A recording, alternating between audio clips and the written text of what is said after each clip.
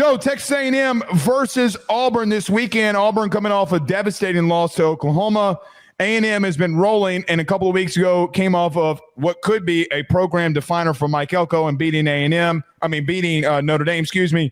When you look at A&M versus Auburn, what are your thoughts going into the game? Blake, on FanDuel, Texas A&M is favored by 6.5 points, which is a shockingly wide spread. Very unexpected. I would have thought that this would have been closer. And the reason why, these teams, their deficiencies are the opposite team's strengths. Both these teams have issues that they're working through and they're trying to navigate. Neither are a perfect team. You've got A&M, which is incredibly explosive throwing the football with Craver and with Concepcion and Marcel Reed, and they're a bit inconsistent at running the rock between the tackles. And then you've got Auburn, who's having a lot of issues generating explosives through the air, but they're so freaking dominant on the ground. And then as we're talking about this conversation, they both got gashed in their biggest matchups on defense in very specific areas. So I opened this conversation, Blake, with these two teams. I almost don't even really have a pulse on this game. I don't really have a good feel for what is going to happen here because I want to go with Auburn and say that Auburn can pull this thing out, but I don't trust Hugh Freeze at the current moment. And for the way that they handled the Oklahoma game, I really don't think that they're going to step up and play at College Station and play to the way that they need to. The thing is that I feel as if, to what you're saying is, Auburn lost to Oklahoma and more than likely shouldn't have, and they played horribly. They gave up 10 sacks, and I don't think Jackson Arnold, quite honestly, is seeing the field. Joe, I think – no. I hate to say this, but I just fully believe it's true. He is one of the worst quarterbacks in the SEC in pocket awareness. The stat goes against – well, the stat goes against the offensive line. Joe, he was the one that was taking all those sacks. He cannot sit in the pocket for 4+ seconds and think that he's going to be able to get rid of the ball in the SEC. His first read's not there, and quite honestly, he's not throwing. And listen, I understand your thought process on A&M defensively not being great. They've been leaky. They've done a lot of things.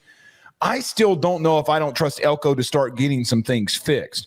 Now, one thing Elko will do, okay, he will let Cam Coleman beat them to some extent, and some of these receivers beat him if he knows that he can get to Jackson Arnold by sending more guys than they have to protect. The thing I agree with you on wholeheartedly is, can Auburn go into Texas A&M? Can they go into College Station? And do you have enough faith in Jackson Arnold and Hugh Freeze to pull one out? And you see, like, Cobb have a massive run last weekend, and then you don't run the ball after that. Like, yeah. What are we doing? Dumb. The thing for me is if A&M can do on the road, even with Marcel Reed being below 50% passing completion, and win a game on the road against Notre Dame, I'm sorry. I don't think he's that bad at home. I don't know if your secondary is better than Notre Dame's, even though Chris Ash and Joe, I know that you've talked so much about it. But from a just pure talent standpoint, what? Like, I'm not there yet. This A&M team offensively can score in bunches. They can score from all over the field, regardless of who the opponent is, because how explosive they are at receiver. And I don't know, Joe, my biggest question going into this one, can you keep up with A&M, ironically? Like, I don't know if you can. And the biggest thing, too, is, Joe, you miss Cam Coleman way too much. And quite honestly, for the life of me, I don't understand what the thought process is of, and I know that they're not going to sit Jackson on or anything like that. What do you need? What more do you need to see from him? What more does college football need to see from him to show that he might not have it? I think that's a really good conversation to bring up here and to talk about and for this matchup. I think also one thing that like really has my attention and why I think that A&M has the advantage in this game. You brought up the splash plays that they're able to produce through the air. Concepcion and Craver and what they're able to do compared to the Auburn passing attack. If this does get into a situation where you're going shot for shot, I'm going with A&M. Most importantly, we have in this matchup with the A&M passing attack, Auburn is 114th in EPA per dropback allowed. They are getting gashed unbelievably. And we saw that against Oklahoma. We saw that against Baylor. They gave up a lot of very, very big plays through the air against two teams that had prowess throwing the ball. And I would argue that this is the most challenging matchup that they've had to this point. The Auburn defense in the defensive line is very talented. I'm a big fan of Keldrick Falk. Kieran Xavier Crawford Atkins has been all over the field too, by the way. Yes, they are very quality along their defensive line. But their secondary, their corners have not been playing well. And I think that if you watched Notre Dame struggle to keep up, and they've got their own issues, if they're struggling to keep up with Craver and Concepcion, I have a lot of worries that Auburn is going to have issues doing the exact same thing. And let me add one more thing here. I think, as you said, Auburn's offensive line is not bad. It's not. They have good talent, Chaplin and Lou, and I know Lou got a little banged up in the game against Oklahoma. That's going to affect things. The amount of time that Jackson Arnold holds onto the ball, he's got the Daniel Jones syndrome of just not the Jalen Milroe syndrome as well, where you're just not really registering how much time you have and you got to get the ball out and the pressure comes. I think that Cassius Howell and Albert Regis, those guys, maybe they're not that good against the run. They are so dominant as against the pass, man. They are getting after opposing teams at the current moment. That to me would have me very daunted if I was an Auburn fan. Well, you brought up the massive plays for Auburn and the explosive plays that they're allowing. And listen, I get technically from a passing yards allowed standpoint, it's not as bad from a statistical analysis standpoint. But you're 90th in the country in passing yards allowed, which is still very egregious. Joe, they're giving up 230 plus yards through the air, which ranks them 90th. This is just not the team that you can allow that to your point, and I 1,000% agree with you there. But I also got to point something out here too. When I look at Auburn, and we were talking about the passing game just in general, Joe, I don't think they can throw the ball. Not consistently, not without Cam Coleman and hitting a couple pop passes and screen passes, which I think they got to get Eric Singleton the ball more. Like, he is a receiver. How was Haynes King able to get the ball vertically more to Eric Singleton than you have this year? That should be a crime in and of itself, Joe. In and of itself, it should be a crime. But I don't think that Jackson Arnold is going to be able to lead them yet again, because I think teams are going to start stacking the box and they're going to force you. It's exactly what Oklahoma did. Mm-hmm. Joe, they're 102nd in the country in passing offense. 102nd. Just so everybody in the SEC understands that. That would make you dead last in the SEC if Kentucky did not exist. And Kentucky is god-awful. They're god-awful. So, Joe, we're literally comparing their passing game to Kentucky, and you have a guy like Cam Coleman. There is no team in the SEC not named Kentucky worse at you than throwing the football. None.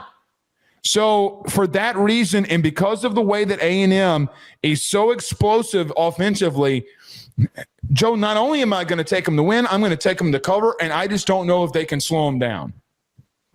I don't think that they will be able to slow them down either. And I think the biggest problem for me for Auburn in this situation, and more so what they need to do better, they got to get Cobb involved.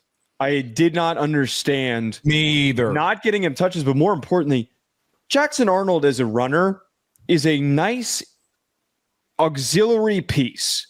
He is a nice added layer to the fact that you're running Cobb and a defense maybe starts getting really aggressive about loading the box and preventing him from finding success, that you have Arnold keep it on a read option or on a specifically designed run for him to keep the football in order to counter that stuff.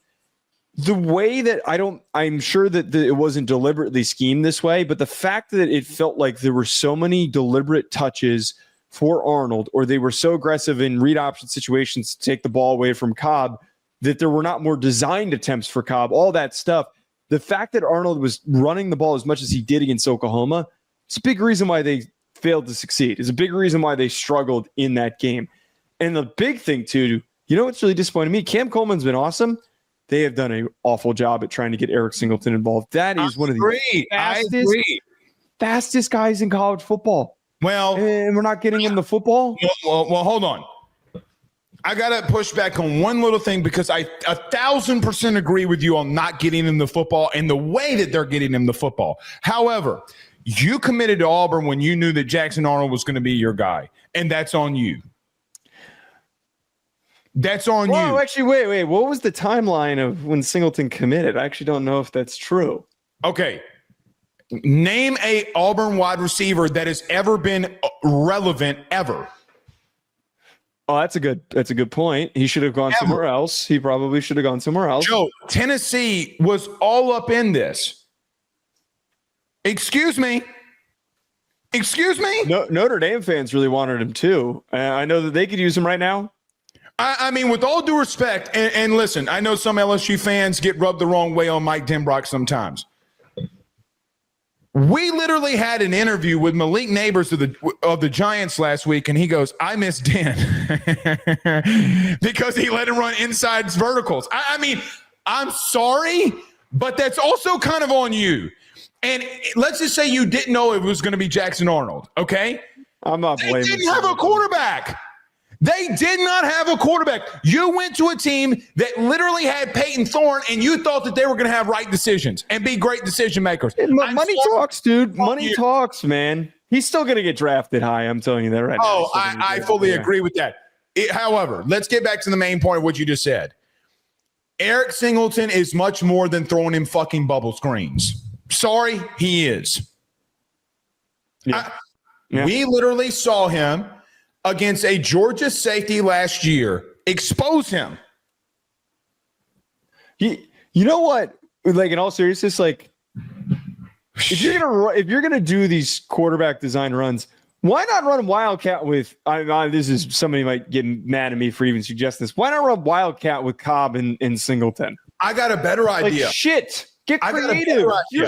Freeze is creative. I got a better idea. Why don't you put the guy in that's a better pure thrower with Megatron and his little disciple with him and Daniels, who we've seen against more competitive teams throw the fucking football. And by the way, you have Deuce Knight.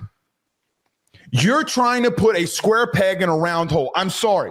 You're not going to win in this league when you look like that throwing the football. Yep. Oklahoma can't run.